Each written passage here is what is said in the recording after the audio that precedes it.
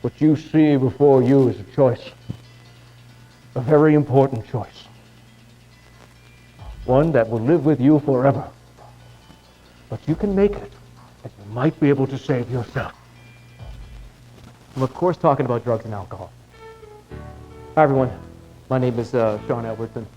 I play the character Jigsaw on the daytime TV show Jigsaw is Coming for You. I wanted to make sure I did this quick little PSA that we all have a choice to make, and that's drugs and alcohol. No reason to do them. Drugs is something if you're ever approached and pressured, make your choice and say no. No to drugs. Thank you.